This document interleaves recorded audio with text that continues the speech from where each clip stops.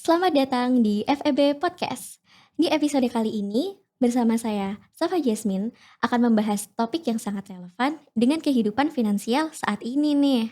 Terutama bagi para Gen Z yang ingin lebih cerdas dalam mengelola keuangan sekaligus berinvestasi.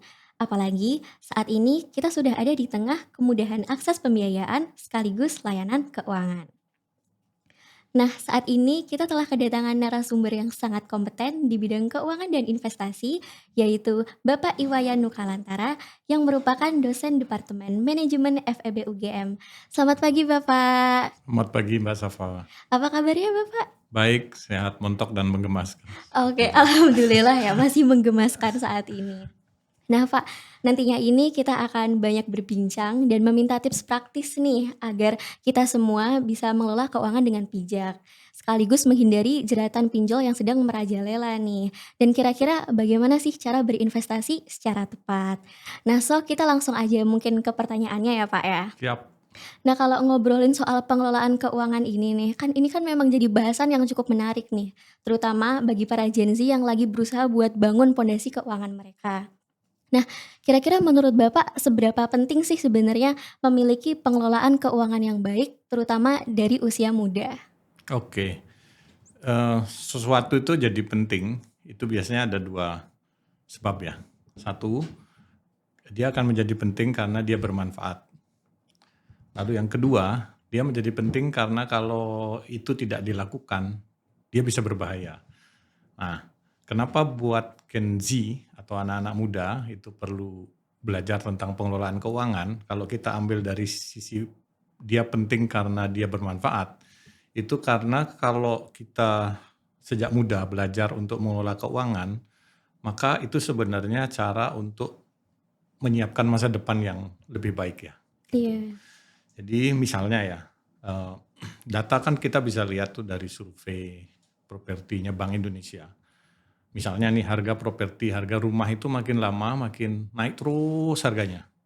Dan tingkat kenaikan harganya itu seringkali nggak seimbang sama tingkat pendapatan atau gaji seseorang. Nah, kita belum bicara tentang harga-harga bahan-bahan kebutuhan pokok, bahan kehidupan sehari-hari ya, itu juga yang mengalami peningkatan. Nah, kalau ini nggak disiapkan dengan baik, maka seseorang itu biasanya nggak akan punya masa depan yang lebih baik ya. Saya bicara masa depan dalam perspektif keuangan ya, gitu. Seseorang akan menjadi punya tabungan yang cukup, punya dana untuk menikmati masa pensiun dengan layak gitu. Ketika dia biasanya menyiapkan itu sejak muda, gitu. Lalu yang kedua, ini masih sisi baiknya nih. Kenapa itu penting? Jadi yang kedua itu adalah karena kalau seseorang itu menyiapkan keuangannya atau belajar mengelola keuangan sejak dini, sejak masih muda nih ya, mumpung masih muda, dia akan punya fondasi yang kuat gitu.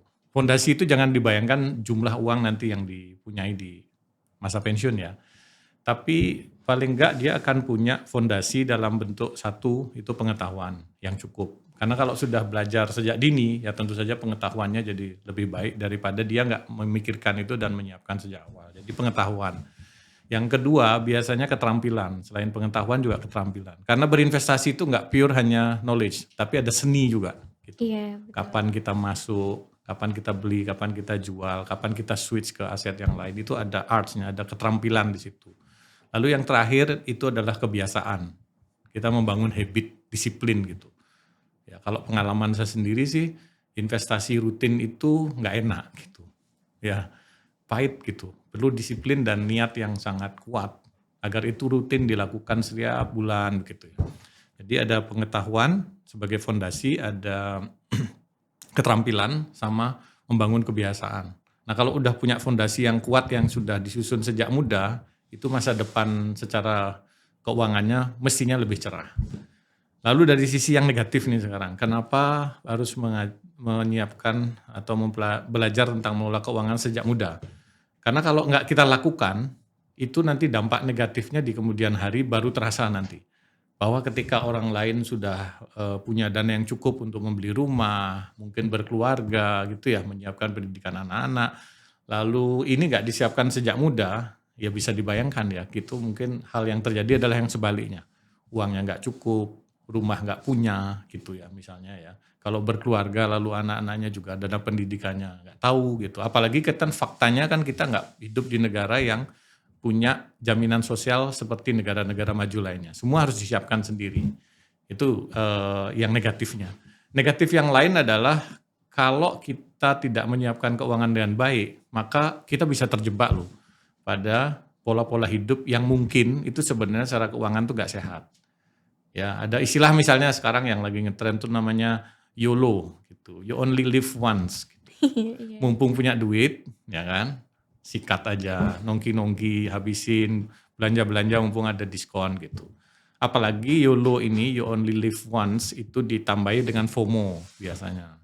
Ya fear of missing out, teman saya beli HP, saya harus punya yang baru.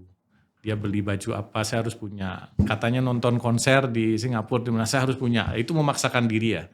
Gitu. Nah, kalau kita nggak punya pengetahuan yang cukup, keterampilan dan kebiasaan yang dibangun sejak muda, hal negatif yang terjadi itu bisa menimpa kita gitu. Maka harusnya kalau itu dilatih sejak dini, disiapkan sejak dini, biasanya seseorang itu akan punya fondasi yang kuat untuk menghindarkan diri dari hal negatif tadi. Saya kira itu ya dua sisi itu ya gitu. Oh, oke, berarti pengelolaan keuangan yang baik itu emang penting untuk dimulai dari sejak muda ya, Pak? Karena takutnya nanti bakal jadi compounding effect kalau semisal nanti ada efek-efek negatifnya seperti itu. Betul. Oke, kira-kira lalu selanjutnya langkah apa sih, Pak, yang kira-kira cocok untuk dilakukan oleh Gen Z untuk mengelola keuangan secara bijak? Oke, berangkat dari penjelasan saya awal tadi ya, gitu. Pertama harusnya kalau kita melakukan sesuatu itu harus punya tujuan yang jelas, gitu. Setiap orang tuh harusnya punya tujuan keuangan ya. Ada tujuan jangka pendek, jangka menengah, jangka panjang, gitu. Misalnya nih yang jangka pendek itu bulan depan atau minggu depan saya harus ada spending tertentu. Nah ini harus saya siapkan sejak awal. Jangka menengah misalnya ya, semester depan gitu saya harus ganti laptop nih kayaknya mau rusak gitu. Kan harus dipersiapkan dari awal. Atau jangka panjang mungkin nanti setelah saya lulus harus lanjut S2 atau ada rencana nanti misalnya berkeluarga atau beli rumah, itu rencana jangka panjang. Nah, harusnya ada set goals dulu, baik jangka pendek, menengah atau panjang. Yang itu akan memotivasi kita karena kita udah punya garis finish yang jelas ya gitu. Nah, setelah kita punya tentukan tujuan, sepertinya kita langkah berikutnya adalah memikirkan caranya nih, gimana cara mencapai tujuan itu.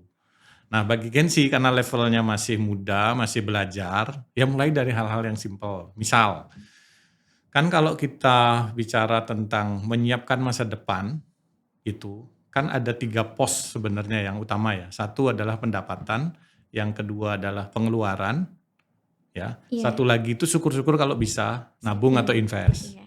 Gitu. Nah, kalau pendapatan itu idealnya ya kalau kapan kita bisa invest atau nabung kalau pendapatan lebih banyak dari pengeluaran. Gitu. Nah, berarti pilihannya ada 2, salah satunya atau salah 2. Satu adalah menekan spending gitu. Jadi belajar hidup hemat gitu. Bukan pelit loh ya, beda. Iya. Hidup hemat tuh beda sama hidup pelit. Ya, hidup hemat tuh artinya kita bisa mengatur pengeluaran, mana yang betul-betul kebutuhan kita, mana yang hanya keinginan. Pembelian yang impulsif istilahnya ya. Gitu. Nah, jadi belajar hidup hemat gitu. Lalu yang kedua, kalau tidak menurunkan spending, berarti kan menaikkan pendapatan. Kalau selama ini misalnya kita dapat transfer dari orang tua ya kalau masih mahasiswa, atau kalau udah kerja hanya mengandalkan gaji, cari sumber-sumber lainnya. Misalnya ya kita punya skill untuk merangkai bunga misalnya, ya bisnis di situ, ada yang bisnis di kuliner, apapun lah ya yang kira-kira bisa menambah income, ya upgrade skills gitu. Nah kalau pendapatan udah lebih tinggi dari spending, pengeluaran, harapannya kan kita udah mulai punya surplus ya. Nah surplus ini belajarlah investasi gitu, dari yang simpel-simpel dulu. Nah terus gimana konkretnya, kan nggak bisa langsung ya. Ya kita belajar kan dari data juga ya, orang itu beda-beda pribadi masing-masing. Maka belajarlah untuk mencatat pengeluarannya berapa per bulan, ya pendapatannya dari mana saja, di mana celah untuk melakukan efisiensi, di mana celah untuk meningkatkan penjualan. Itu kalau diamati polanya selama beberapa bulan, lalu kita akan punya, oh saya harusnya perbaiki di sisi ini. Bagi saya itu langkah yang simpel, yang konkret untuk belajar mengelola keuangan. usahakan pendapatannya lebih tinggi dari spending. Syukur-syukur bisa invest. Gitu. Oh ya, oke. Berarti ini mungkin nanti dimulai dari habit finansial yang lebih bijak mungkin ya Pak ya? Betul. Bijaksana kalau nggak bijak sini. Oke. Gitu. Iya iya. Nah, ini kan sebenarnya saya juga sering kepo nih, gimana sih caranya mengelola keuangan dengan baik? Dan kadang saya ini juga searching-searching gitu, kayak lewat di Google, lalu melalui media-media sosial juga. Nah, ini saya tuh selalu ketemu satu kata nih, Pak. Satu katanya tuh namanya budgeting.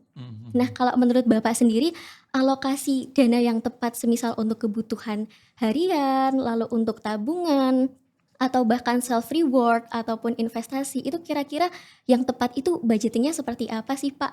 Atau mungkin nanti tuh, ada budgeting versi 50-30-20, 50 needs, 30 wants, lalu 20-nya saving, atau bagaimana ya, Pak, kira-kira yang tepat untuk Gen Z ini? Oke. Relatif ya, relatif. Tapi sebenarnya mengerucut pada kalau kita lihat beberapa literatur tentang financial planning, biasanya sarannya memang 50-30-20. Betul. Ya, karena biasanya 50 itu biasanya lebih pada sifatnya spending untuk sesuatu yang dibutuhkan gitu. Ya buat kebutuhan pokok lah ya gitu. Transportasi, makan, minum gitu, ya kan. Akomodasi itu kan hal-hal yang basic. Semua orang butuh gitu. Nah, itu 50%. Tapi kalau orang sudah mulai mapan, kan 50% itu dari total income kan ya. Iya, Nah, betul. kalau orang sudah masuk pada usia yang mungkin ya pendapatannya jauh lebih tinggi daripada waktu dia masih muda, ya kan mungkin persentasenya nggak 50 lagi, mungkin kebalik juga ya. Konsumsinya itu cukup 20% gitu. Iya. Nah, ini kan tergantung Mhm. ya. Tapi ketika kita bicara tentang masanya masih muda, di mana pendapatannya mungkin masih tergantung pada orang tua atau sudah mulai bekerja tapi eh, belum mencukupi gitu ya, maka porsinya bisa jadi 50% kebutuhan ya. Lalu biasanya 30 itu untuk keinginan. Keinginan itu artinya sesuatu yang membuat kita happy ya, Iya. jalan-jalan, nongki-nongki gitu ya kan. Nah, 20%-nya itu jangan lupa, itu harus itu ya usahakan untuk dialokasikan untuk masa depan. Misalnya ya, bisa jadi dana darurat, bisa jadi investasi. Nah, cuman ada satu hal yang saya kira agak perlu dipahami gitu, yaitu apakah 50 dulu, baru 30, 50 itu kebutuhan, keinginan 20, baru 50, 30 itu keinginan, baru 20 investasi. Kalau saran saya malah kebalik gitu. Oh, gimana Jadi itu, Pak? dari income 100% itu, kunci dulu 20-nya gitu, 20%-nya. Misal nih, ada orang ya katakanlah income-nya itu 5 juta per bulan gitu. Ya, pendapatannya 5 juta per bulan. Maka sisihkan 20% dari 5 juta itu berarti kan 1 juta. 1 Mhm. juta ini buat investasi. Jadi investasi dulu, sisanya baru konsumsi, jangan dibalik ya. Oh, oke. Berarti yang Gitu. penting ini invest-nya atau saving-nya dulu ya Itu berarti ya? yang karena kan kita belajar tentang bagaimana menyiapkan masa depan dengan belajar Oke. pengelolaan keuangan. Jadi konsumsilah sisa dari alokasi investasi. Bukan kebalik ya, Oke. investasilah sisa dari konsumsi. Itu sepertinya keliru karena bisa kejebak kita kan. Konsumsi Mhm. itu nggak ada batasnya ya.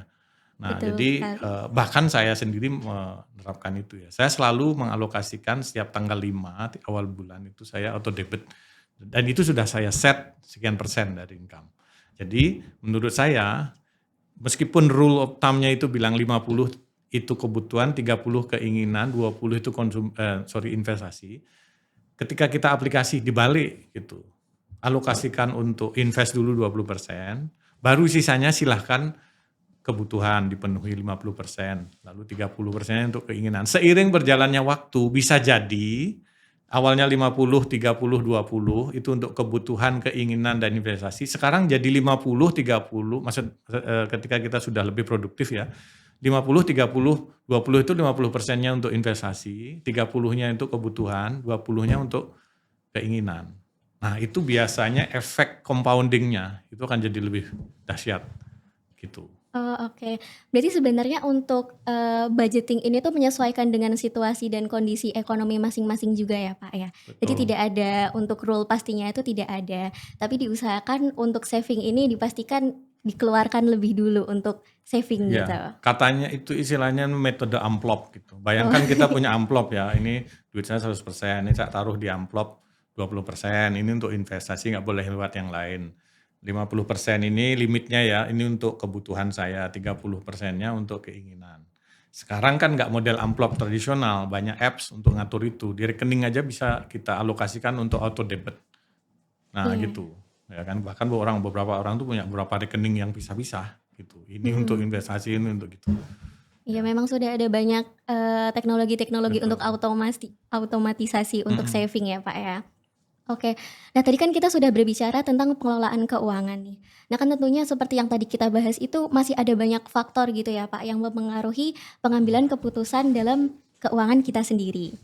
Nah, apalagi saat ini itu udah berbagai banyak ada kemudahan dalam akses layanan keuangan, termasuk peminjaman online atau Mhm mhm pinjol. mhm. Dan selain itu juga ada iming-iming investasi nih, Pak, yang itu biasanya menggiurkan atau investasi bodong. Nah, kira-kira menurut Bapak ini, resiko apa saja sih, Pak, yang perlu dipertimbangkan sebelum memutuskan untuk memanfaatkan peminjaman online atau pinjol ataupun investasi, Pak? Investasi tapi yang bodong ya? Hanya Iya. investasi yang beneran ya? Oke. Karena fenomena ini kan juga, banyak terjadi sekarang gitu. Dan bahkan nggak hanya investasi bodong ya, nggak hanya pinjol tapi juga judol gitu. Iya, betul Ya, sekali. games, ya judi online berbalut game gitu. Kan gini, kita kembalikan dulu pada esensi. Ngapain orang harus melakukan pinjaman? Dan itu pun secara tradisional, konvensional pinjam dia di bank, ya kan. Tapi kan ini secara online ya. Pasti karena orang itu sudah sebenarnya melanggar rule yang pertama tadi. Harusnya pendapatan lebih banyak dari spending. Pengeluaran, iya. Gitu kan ya? Mhm, Makanya dia betul. melirik alternatif pinjaman. Sepanjang pendapatan kita melebihi pengeluaran yang kita harus lakukan, itu harusnya ada saving ya, yang Iya. untuk hal darurat. Tapi ketika orang lalu berpikir pada alternatif untuk meminjam utang, ini pasti ada sesuatu yang keliru. Saya nggak mengatakan utang itu nggak boleh ya, karena utang itu kan ada utang yang produktif, ada yang konsumtif. Betul sekali. Tapi kalau utang ini arahnya ke utang yang yang konsumtif dan itu dilakukan lewat pinjol, most likely ini ada sesuatu yang aneh. Maksud saya aneh itu artinya kenapa nggak pakai yang bunganya lebih murah. Nah, tadi kan pertanyaannya risiko. Nah, Mhm. kalau misalnya akhirnya memilih pinjol, itu risikonya apa sih? Jelas ya, satu bunganya itu tinggi. Ya, pinjol itu diatur, setahu saya diatur oleh OJK. Itu kan pinjol itu ada pinjaman online itu ada yang legal, ada yang legal, yang ilegal ya. Yang legal itu kira-kira bunganya dihitung per hari itu. Sekitar 0,3 sampai 0,4% per hari. Ya, itu Iya. kalau kita kalikan 30 itu sekitar sebulan tuh 9%. Ya, 9% dikalikan 12. Kan gitu ya, 100 something. Itu bunga yang nggak murah itu. Iya, cukup tinggi ya, Pak, ya? Iya, tinggi banget. Itu baru yang legal. Artinya Iya. kebayang kan, berarti kalau milih pinjaman online itu risiko pertama adalah bunganya jauh lebih tinggi daripada minjam di bank misalnya. Mhm. Mmm, Apalagi yang ilegal. Kalau kita perhatiin di platform-platform yang ilegal, itu mereka bisa set 4% per hari. Tinggi juga ya, Pak, ya? Itu ya tinggi-tinggi sekali ya, naik-naik ke puncak bukit. Itu kalikan 365, ketemunya 1.200 something. Kan gitu ya? Mhm. Nah, jadi lebih dari 1.000% per tahun, gitu. Itu risiko yang pertama ya. Jadi kita akan menempatkan diri kita pada kewajiban mengembalikan pinjaman kita beserta bunga yang sangat, eee, mungkin sangat menyiksa lah menurut saya, tinggi banget tuh. Lalu yang risiko yang kedua, ini biasanya kalau kita nggak mau bisa melunasi gimana? Kan ada denda. Iya, betul. Nah, denda itu juga luar biasa memberatkan ya, kalau kita nggak siap. Belum lagi misalnya yang ketiga ya, kalau kita ini kan mudah banget ya pinjaman online, scan KTP, lalu kita berikan akses ke HP kita gitu ya, semua kontak itu bisa diambil gitu ya. Nah, ada isu yang ketiga tuh risikonya, yaitu data-data pribadi kita yang mungkin Bocor. bocor, ya mungkin lupa pakai no drop, ya, bocor gitu, ya kan. Oke. Lalu yang keempat, ini biasanya nih yang ngeri ya, dampak psikologis. Banyak kan kasus-kasus di mana dia terjerat pinjol, akhirnya mohon maaf ya misalnya mengakhiri hidup. Iya, depresi ya, Pak, ya? Disisihkan ya depresi, disisihkan dari kantornya, teman-teman kantornya diteror, itu tekanan psikologisnya sangat banyak. Kalau investasi yang itu pinjol ya, kalau investasi bodong, prinsipnya sama sebenarnya, bahwa kita mempertaruhkan uang kita, saya nggak mengatakan ini investasi ya, karena bodong soalnya. Jadi kita menempatkan uang kita seharusnya itu pada investasi yang jelas gitu ya, berizin gitu, jelas status hukumnya, bisa dipertanggungjawabkan. Ini pada yang bodong-bodong itu berarti gampangannya nggak berizin gitu, yang Iya. ilegal. Nah karena dia nggak ilegal, nah risikonya apa? Satu, nggak ada kepastian hukum. Itu kita posisinya lemah, salah Anda invest di situ. Udah tahu barang ilegal kok invest di situ. Jadi kita nggak punya kekuatan secara hukum ya harusnya, dibanding kalau kita investasinya yang legal. Jadi kepastian hukum. Lalu yang kedua, biasanya setahu saya investasi bodong itu ciri-cirinya adalah too good to be true. Gitu. Sesuatu yang sangat fantastis gitu. Kita taruh di bank itu dapat 4% misalnya deposito ya. Anda dijanjikan 10% per bulan. Ya kan? Ya itu cuman yang bisa nyaingin cuman melihara tuyul atau yang lain gitu. Yang Too good to be mistis-mistis ya. true. Too good to be true. Nggak mungkin gitu. Ya kan? Nah, hal seperti ini terlalu menggiurkan buat orang dan ketika itu misalnya dipaksakan untuk diambil sebagai alternatif investasi, ya siap-siap juga. Ya, high risk, high return, kalau nggak high return, high risk mesti. Kan saya balik tadi tuh, returnnya 10% tuh high return. Siap-siap aja high Mhm. risk gitu. Ya, lalu yang ketiga, ketika itu misalnya modalnya ambles, misalnya ya, maka dampak psikologis dan sosial pasti ada. Kita menjadi malu karena memilih investasi seperti itu, bersengketa misalnya ya secara hukum gitu. Itu memberi tekanan yang akan sangat berat buat orang yang memilih jalur itu gitu. Ya, itu risikonya kira-kira. Oh, oke. Kalau gitu Pak, kalau untuk cara atau tips untuk tidak terjerat pinjol maupun investasi bodong itu seperti apa ya Pak? Mungkin tadi udah disebutkan dikit-dikit ya mungkin. Mhm, Nah tapi untuk tips-tips detailnya nih Pak, mhm. mungkin kayak mulai dari cara membangun habit-nya itu seperti apa agar tidak terjerat, Mhm. kedua hal tersebut, itu kira-kira bagaimana ya Pak? Oke. Kalau ini sih kan ibarat kita milih baju ya, ibarat kita milih makanan. Kalau kita merasa kita itu nggak kuat pedes ya jangan milih makanan pedes gitu, ya kan. Iya. Jadi kalau kita misalnya ada yang namanya risk tolerance ya, toleransi orang terhadap risiko. Kalau kita itu sebenarnya toleransi risiko kita rendah, misalnya rugi 5% tuh udah panik gitu, ya kan. Ini ternyata return saya negatif 5% udah panik gitu. Ya jangan maksain dimilih yang bodong-bodong tadi ya gitu ya, atau investasi yang berisiko. Jadi pertama ukur dulu diri sendiri, saya itu risk tolerance-nya itu seberapa. Ya kita bisa mengukur diri ya, gitu. Lalu yang kedua, kan itu kembali pada tujuan yang ingin dicapai. Kita bisa lihat dulu, tujuan saya ini sebenarnya sehat nggak sih secara keuangan. Kalau sifatnya itu impulsif, ya pokoknya saya ingin kelihatan keren seperti teman-teman saya, sementara kemampuan kita nggak cukup. Lalu untuk mempercepat saya bisa mencapai, lalu saya tergiur pada investasi yang too good to be true tadi. Nah itu tuh bahaya, ya kan? Jadi kita harus ukur diri sendiri, lalu yang kedua, pahami dulu tujuan saya itu sebenarnya aman nggak buat saya, gitu. Jangan memaksakan diri ya. Lalu yang ketiga, kita cek ini masalah instrumennya ya sekarang ya. Kalau bahasa OJK itu namanya 2L. Satu L-nya itu adalah legal, gitu. Kita cek dulu, misalnya ya ada tawaran investasi, ini terdaftar nggak di OJK? Kalau nggak terdaftar di OJK, itu kan berarti sebenarnya instrumen ini nggak berizin ya. Iya. Maka nggak punya kekuatan hukum ketika terjadi sesuatu. Jadi pastikan dulu L pertama itu legalitasnya. Legal nggak nih gitu. Kalau dia terdaftar di OJK, paling nggak ada pihak yang nanti bisa kita jadikan tempat untuk mengadu bahwa saya ada kasus begini dan nanti ada pembelaan. Itu L pertama, legal. L kedua itu logis nggak gitu. Nah kalau misalnya ada orang menawarkan 10% setiap bulan, sementara bank yang besar itu cuma menawarkan 4% per tahun deposito ya, kan nggak masuk akal gitu. Apalagi bisnisnya misalnya ya cuman sayur gitu, jualan sayur gitu, nanam pohon sengon misalnya gitu, itu kan nggak logis ya. Bisa 10% per bulan, itu artinya 120% per tahun, nggak logis ya. Iya, nggak Nah, kalau logis. mau dibikin logis lagi, logikanya gini, kalau dia bisa menjanjikan 10% per bulan, artinya 120% per tahun. Harusnya dia minjem di bank dong, yang bunganya cuma let's say 20% ya. Dia minjem bank pinjam perusahaan ini maksud saya investasi bodong ini. Dia minjem di bank 20%, toh dia juga bisa memberi kita 120%, artinya returnnya lebih tinggi dari itu kan ya. Kenapa dia nawarkan ke kita individual? Karena dia tahu kita nggak bakalan secerewet bank.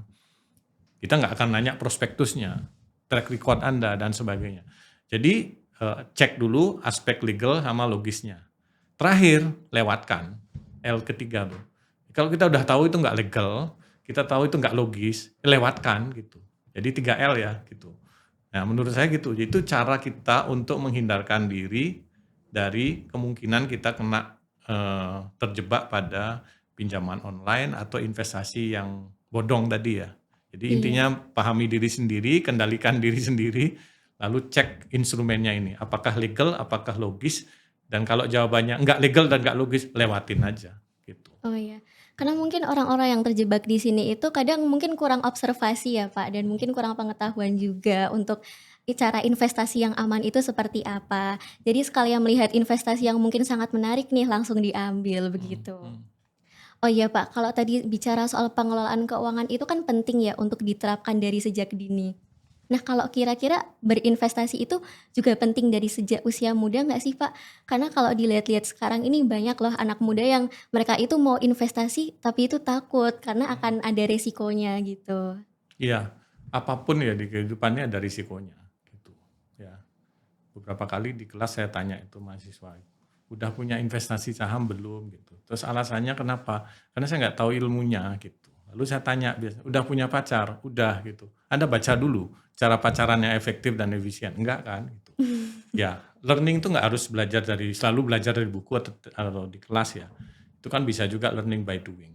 Tapi kembali ke pertanyaan tadi, itu harus dimulai dari masa muda gitu kan ya, tapi Iya, takut nanti risikonya. Menurut saya begini, kalau kita berbicara tentang tujuan keuangan jangka panjang, maka investasi itu butuh 4 variabel ya. Satu, itu adalah jumlah investasi yang dilakukan. Ada orang yang biasanya mungkin cukup bisanya itu 100.000 per bulan. Ada yang bisa 500.000 per bulan, ada yang bisa 1 juta per bulan, ada yang bisa 10 juta, ada mungkin yang 100 juta per bulan. Bervariasi ya. Ini iya, akan menentukan nanti, misalnya mungkin gini ya, ada seseorang mahasiswa itu usianya sekarang 20 tahun. Katakanlah dia membayangkan nanti saya akan pensiun 60 tahun, berarti kan time horizon-nya itu 40 tahun ya. iya betul. Nah, sementara ada orang yang menunda, "Lah saya kan belum ada pengalaman, tak kuliah dulu, nanti investasi saya lakukan ketika saya udah usia 40 tahun lah," katakan ya. 40 tahun, berarti kan 40 ke 60 itu 20 tahun ya. Iya, Nah, menang yang mana gitu, yang ya lebih kan. awal. Nah, kalau kita bicara tentang namanya time value of money, itu ada compounding effect namanya. Katakanlah 2 orang ini, yang satu mulai 20 tahun, yang satu lagi mulainya 40 tahun, sama-sama mengincar, jumlah nanti akumulasi ya, compounding-nya di usia 60 ketika dia pensiun. Maka itu tergantung dari, jumlah investasi yang dia, lakukan tiap periode itu ya. Lalu yang kedua itu frekuensi. Selain jumlah investasinya berapa rupiah, yang kedua itu frekuensi. Ada orang yang mungkin nunggu duit banyak dulu baru invest ya. Jadi dia cuma invest di akhir tahun. Ya, katakanlah saya nunggu duit 100 juta dulu baru invest.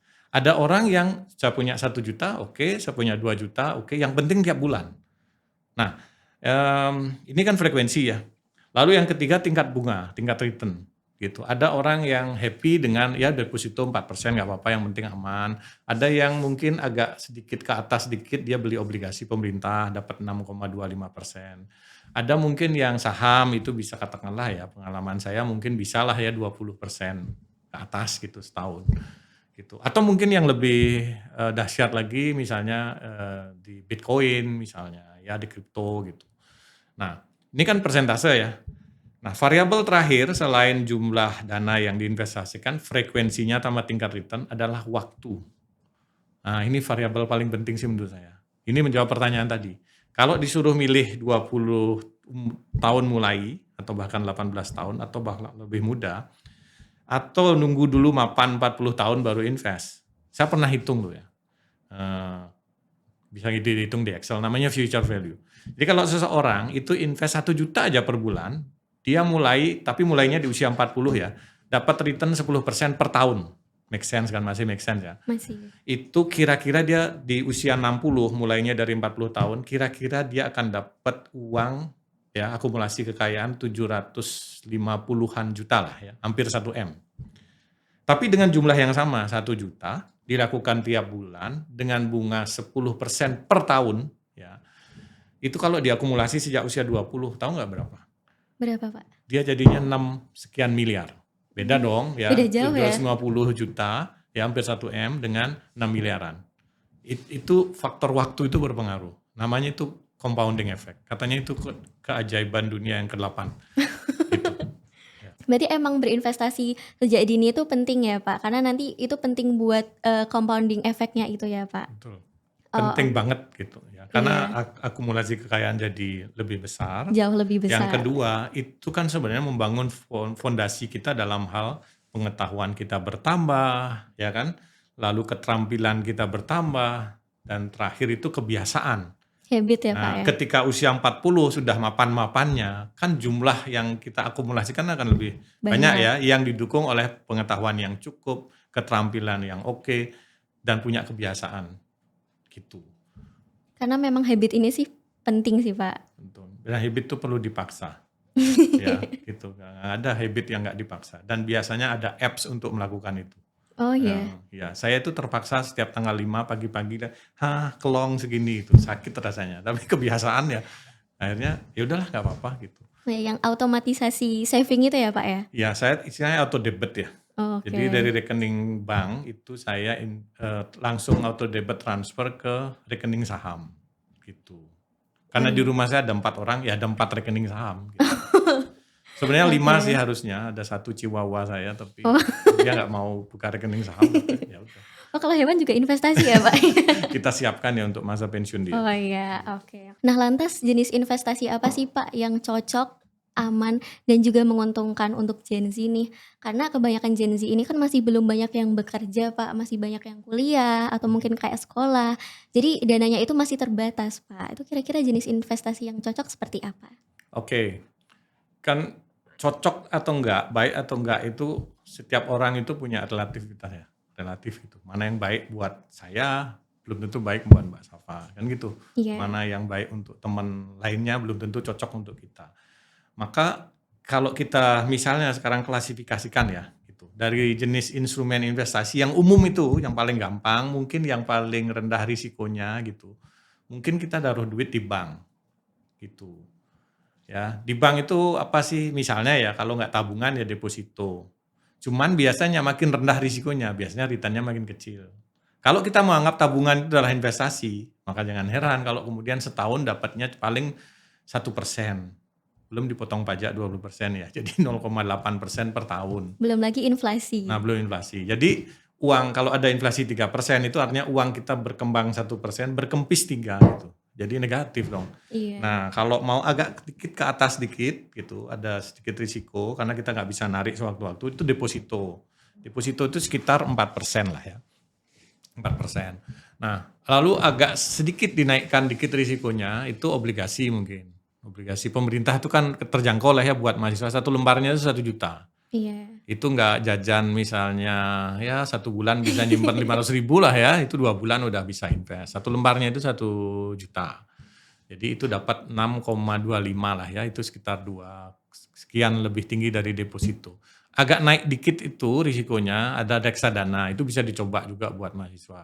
Ada kok di platform-platform itu mereka jual reksadana. Ya, itu reksadana itu prinsipnya adalah kita merasa nggak punya kemampuan yang cukup, pengetahuan yang cukup, kita beli unit penyertaannya, nanti ada fund manager yang mengelola itu. Tenang aja, kan gitu. Iya, nanti Nah, dikelola sama dikelola manajer sama fund investasi. manajernya itu Iya. atau manajer investasinya. Kita tinggal rutin aja. Jangan ingat ya rutin ya, bukan sekali gitu aja terus diemin kapan kayanya. Ya. Lalu setelah reksadana itu ada saham. Saya banyak di situ. Ya, mungkin ada obligasi korporasi dulu, setelah reksadana ada obligasi korporasi, ada saham, mungkin ada produk-produk derivatif lah ya. Termasuk mungkin ada kripto misalnya kayak gitu ya. Itu kalau risk tolerance kita udah tinggi. Saya justru nggak melihat bahwa masa muda itu kita lalu saking takutnya lalu nggak ngapa-ngapain, itu juga keliru ya gitu. Harus mencoba juga sih, tapi karena namanya belajar, ya modalnya kecil, ya sesuaikan. Lalu risikonya belajar dari yang gampang-gampang dulu, ya kan. Beli ori, beli reksadana gitu. Seiring dengan ilmunya sudah nambah gitu ya, keterampilannya sudah membaik gitu, ya kebiasaannya udah ada, ya upgrade diri terus ya gitu. Dan mungkin ikut komunitas-komunitas. Banyak kok komunitas kayak gitu, WhatsApp group, Telegram dan sebagainya. Tapi hati-hati juga milih komunitas ya. Kita bisa belajar dari kolega, dari teman cara investasi yang baik. Nah, menurut saya justru masa muda itu bukan untuk menjadi kaya gitu, bukan untuk dapat duit banyak, enggak, tapi belajar untuk nantinya bisa belajar tentang kaya gitu. Artinya itu dilakukan rutin untuk membentuk kebiasaan, upgrade skill, pengetahuan gitu ya, keterampilan, dan pada masanya kita punya uang yang cukup lebih besar ya, itu kita udah siap, udah punya fondasi yang kuat gitu. Nah, itu yang mendorong kenapa dilakukan sejak awal. Pilihannya itu tinggal disesuaikan nanti dari risiko terendah sampai tertinggi, kembalikan ke kita. Saya cocoknya yang mana gitu. Jangan memaksakan diri. Jangan juga FOMO ya. Temennya ikut beli Bitcoin, ikut gitu. Padahal sebenarnya tidak tahu itu barang apaan gitu. Maka kan pengetahuan itu ada dua, pengetahuan tentang investasi itu sendiri gimana. Yang kedua, pengetahuan tentang karakter dari instrumen investasi. Kita harus paham itu, karena duit Anda loh itu, duit kita, sesuatu yang kita sudah hemat-hemat gitu ya agar bisa invest, lalu ditaruh pada sesuatu yang nggak jelas kan eman-eman ya. Bahasa Inggrisnya eman-eman ya. Iya. Gitu. Gitu. Oh ya, berarti emang untuk jenis investasi ini disesuaikan dengan toleransi resiko masing-masing ya Pak ya? Betul. Oh oke, ini cukup menarik ya Pak kalau bahas investasi ini kayak nggak ada habis-habisnya gitu. Nah tapi nih ada satu pertanyaan yang mungkin ditunggu sama pendengar sekalian dan juga ditunggu-tunggu sama saya sih Pak sebenarnya. Nah Bapak bisa membagikan tips nggak untuk pengelolaan keuangan bagi Gen Z yang pengen banget punya financial freedom di usia muda? Oke, keren nih pertanyaannya. Susah dan jawabnya. Oke, jadi kalau Gen Z ini ya atau teman-teman yang sekarang masih muda, masih kuliah gitu ya. Syukurilah Anda itu sekarang ada di usia emas gitu. Ya. Kalau saya kan udah lewat ya Mas, meskipun saya dulu dipanggil Mas juga gitu ya. Ini masa-masa emas untuk belajar, untuk membuat fondasi tadi. Kan gitu ya? Iya, Jadi karena kita dianugerahi masa di mana kita bisa sempat masih banyak waktu untuk belajar, manfaatkan waktu sebaik-baiknya. Terus konkretnya gimana? Satu, ya banyak-banyaklah belajar tentang investasi. Itu tidak harus kuliah di FEB sih. Kan bisa dari buku, gitu ya, bisa dari channel-channel YouTube, bisa dari forum-forum, gitu ya kan. Intinya adalah perbaiki kemampuan diri. Lalu yang kedua, tadi itu yang saya sampaikan ya, pengetahuan itu juga ada seninya, ada keterampilannya, dan susunlah kebiasaan. Nah, di situ ada beberapa teknik lah ya, tadi saya sebut ada teknik enveloping gitu, ngamplopi gitu ya, alokasikan. Lalu justru yang lebih penting menurut saya di era sekarang itu ya adalah pengendalian diri gitu. Ya, pengendalian diri itu maksudnya gini, kan sikap kita terhadap uang itu kan bisa ada orang loh yang menganggap uang itu ya adalah segalanya yang dicari. Keruk uang sebanyak-banyaknya gitu ya, sehingga nanti kita punya dana yang sangat besar dan hidup foya-foya. Kalau kita kembalikan kan ini masalah gimana kita memandang uang ya. iya, Kalau cara pandangnya seperti itu yang menyebabkan orang tergiur untuk ngambil investasi yang bodong ya, yang karena itu gitu tadi. Karena dia yang cari itu adalah jumlah uang banyak. Padahal ada cara pandang yang agak beda, yaitu uang itu adalah alat sebenarnya ya untuk mencapai apa yang tadi Mbak Safa sebut sebagai financial financial freedom, freedom. ya kan? Iya, Financial freedom itu kan kita sebenarnya sudah nggak hidup dalam posisi kita nggak usah mikir lagi cari duit karena udah lewat kan ya. Artinya saya udah siapkan sejak awal. Nah, jadi saya jadi teringat ada satu buku itu namanya judulnya itu Psychology of of Money. money, iya. Nah, Morgan Housel. penulisnya itu Morgan Iya, Housel. Kira-kira dia salah satu poin yang saya masih ingat tuh dia bilang ini, kemampuan orang untuk saving, saving itu, atau invest, itu adalah fungsi dari income dikurangi ego. Gitu. Jadi kalau orang itu, kalau memotret kehidupan sekarang, kenapa ada orang yang memaksakan diri agar bisa nonton konser di Bangkok atau di Singapura, padahal dia sehari-hari juga sudah susah gitu ya. Itu kan faktor egonya yang nggak terkontrol. Karena dia betul. ingin juga update status, keren gitu ya. Kalau mampu sih nggak masalah. Nah, kalau si ego ini mau menyebabkan spending yang lebih besar dari income, yang terjadi adalah S-nya negatif. Nggak bisa saving dong. Iya, Gitu. Larinya kemana coba kalau nggak income nggak mencukupi si ego pinjol. ini? Pinjem pasti. Kalau nggak jual aset. Iya, Kan gitu ya. mhm. Nah, Jadi menurut saya yang lebih penting itu adalah upgrade pengetahuan, keterampilan dan susun kebiasaan serta pengendalian diri gitu. Ya, tadi saya di awal nyebutnya hidup hemat ya, bukan hidup pelit ya. Hidup pelit tuh kira-kira kayak gini, untuk menghemat saya akan nggak makan, biasanya 3 kali sehari saya ganti 3 hari sekali gitu tuh Waduh, namanya itu pelit dan menyiksa diri. Itu nggak iya. normal sih.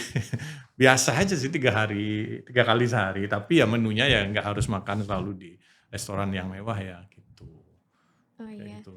Karena Gen Z ini tuh banyak yang pengennya tuh cepet dan praktis gitu loh, Pak. Jadi Betul, pengennya kalau bisa financial freedom di umur 20 ya pengen gitu. mhm. Ya itu tadi mungkin yang sekarang, saya kira ada menarik tuh ya, di Kompas kalau nggak salah tuh hari Minggu lalu itu, ada satu artikel dia menyoroti tentang gaya hidup namanya YOLO itu, You Only Live Once.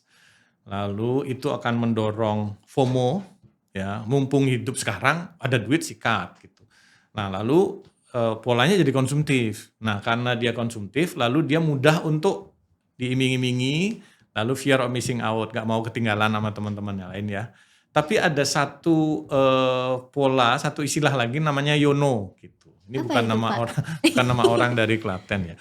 YONO itu artinya you only need one gitu. Oke. Ya kalau punya baju satu udah cukup ya udah, ngapain harus banyak-banyak gitu ya kan. Jadi kita intinya adalah mengontrol diri gitu. Nah, gaya hidup itu kan pilihan ya Mbak ya, Iya. nggak harus, memaksakan diri. Jadi kalau kita memang, misalnya nih dalam pertemanan kuliah, ada temen yang memang dia mampu dan memang pola konsumsinya itu sesuai dengan income yang dia peroleh, ya mungkin cocok buat dia ya. Kita harus tahu diri dulu gitu, kita cocok nggak dengan pola itu gitu.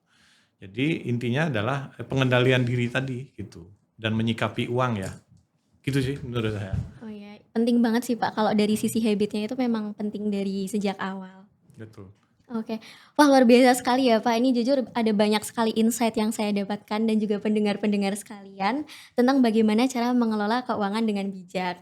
Nah semoga tadi tips yang sudah diberikan dan juga semua informasi yang ada, bisa jadi bekal untuk kamu, aku, dan kita semuanya, terutama bagi para Gen Z untuk membangun masa depan keuangan yang lebih baik.